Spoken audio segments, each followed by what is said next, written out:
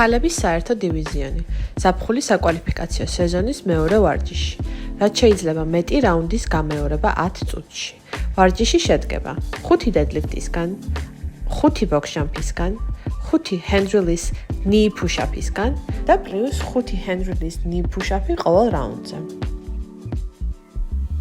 ათლეტი იწყებს ვარჯიშს ზურგით ღერცთან, ვერტიკალურ მდგომარეობაში. წამზომის ჩართვისთანავე ათლეტი ბრუნდება და იწყებს დედლიფტების შესრულებას.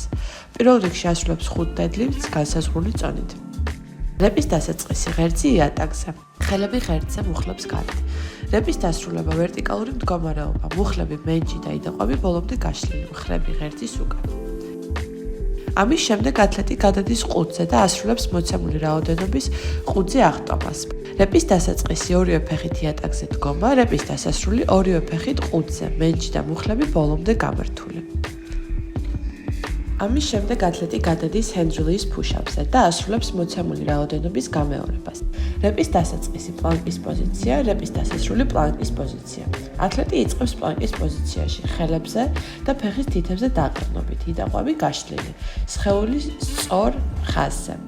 როცა ათლეტი წევს იატაკზე, ორივე ხელი მთლიანად უნდა აიწიოს აერში. რეპის დასრულებისას ათლეტი ხელებს დებს იატაკზე და ისევ უბრუნდება პლანკის პოზიციას. იდაყვები გაშლილი, სხეული უნდა მოძრაობდეს ერთიანად.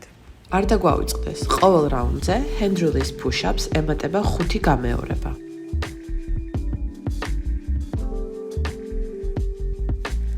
დედლიფტი. განმეორება არ ჩაითვლება თუ ათლეტი არ დაიწყებს ვარჯიშს სტანდარტით მოცემულ საწყის პოზიციაში.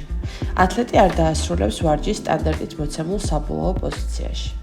ათლეტი არ გამართავს მენჯსა და იდაყვებს ბოლომდე. მხრები არ იქნება ღერძის უკან. ბოქს-ჯამპი. გამეორება არ ჩაითვლება თუ ათლეტი არ დებს ორივე ფეხის ტერებს მთლიანად ყუთზე, ათლეტი მენჯსა და მუხლებს არ შლის ყუთზე აღტომის შემდეგ, ათლეტი არ ხტება ორივე ფეხით ერთდროულად, ათლეტი ყუთზე ადის ნაბიჯით, ათლეტი აღტომის ან ყუთიდან ჩამოსვლის დროს ხელებით ეხება სხეულს.